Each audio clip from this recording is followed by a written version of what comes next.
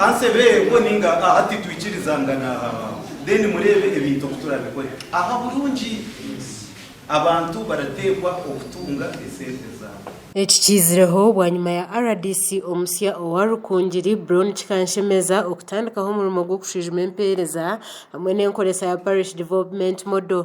Okushijima oku RDC akukozire bwanyuma y'okutunga okwetombwita kandi bimwe omu bintu ebi RDC akozire harimu n'okukwata bamwe ahabemeruka. Omu bakwasirwe harimu ow'omuruka gwa Marama Justus Twesigomwe, omugombora ya Nyakishenyi hamwe na mukuru w'akakiiko ka Saako yaabo Frank Tweheyo.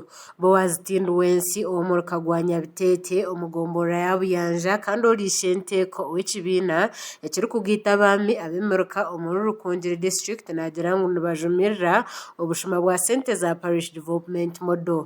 Omukuru RDC urukiko nkuru rukabigeraho ebiro 20 ukwezi kwa Gashyantare 2024 kandi urukiko rukatugwesere ahamwe rwa bagenzi bita bamwe ukoresha mu field izimwe station twija mustaka wa Karo n'abandi twashitamaha tuyikirizana ngo ibintu byo kwibe sente mu bantu byemerere kuyoba abantu bazunwa twatandika new chapter, but it is very unfortunate now to hear that again our friends are putting their hands in wrong bags. Abemeruka ho nabone bagira ngo tuburi kimwe hekibaro kubatora ngo kishikire for example, ninaunga vina kanka parishes za gweli ta unifansu. Washangine ka 3 villages. Bajereza 100 million. Okwatu no kanka ka hoko parish indebende. 21 villages.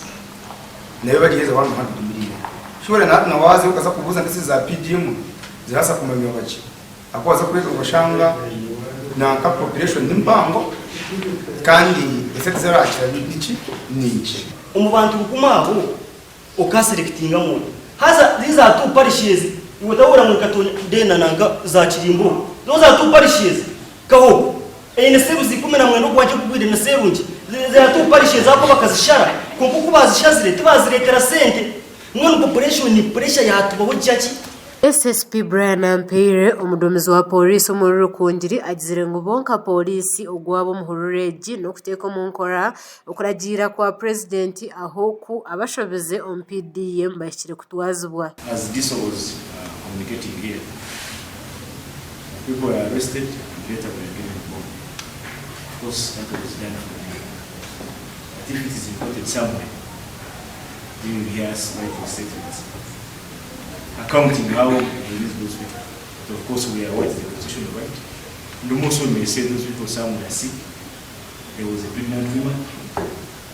Maybe they had overstayed. Haji Masoko waswa DC wa Rukungiri nagira ngo abemeruka bona nabakima yangu sente za PDM tuzokuzanaraho. Bwana DC we have been having meetings with the parish chiefs, with the CDOs and the extension workers over the operations of PDM. We have warned them against malpractices several times. No one doesn't know. And we reached a time when we said, now we wait. Whoever is good, we take disciplinary action. Brown Chikanshemeza RDC wa Rukungiri nagira ngo no wihire sente abantu mu program ya PDM arije yayegambe kandi ashashire sente zo umukono gwekiragiro gutaka mushyikireho. When did you start working with politicians? You were parish chief, how you see you connive with Sako leader and some few mostly from the Sako community. Then hati oheruge yunka a politician. Nka chairman LC3 ninga chairman ninga kansala ninga speaker nguna wara kora list yaweza kora list ayeta parish chief ayeta ndenda abantu aba batunge ngira ki araragira nezishe nezanye nezizararagira. Kwihaya kom district ya Rukungiri RDC Brown Chikanshemeza akozire ibintu bitari bimwe na bimwe okushikiriza kiraganiso cye ecyo gukora cyona ekiri kubasika okurebeka ngo program za government zatambura kurungi. Gasha kwa Smart Robert Mugabe ho muri Rukungiri ahabwa Tayari West.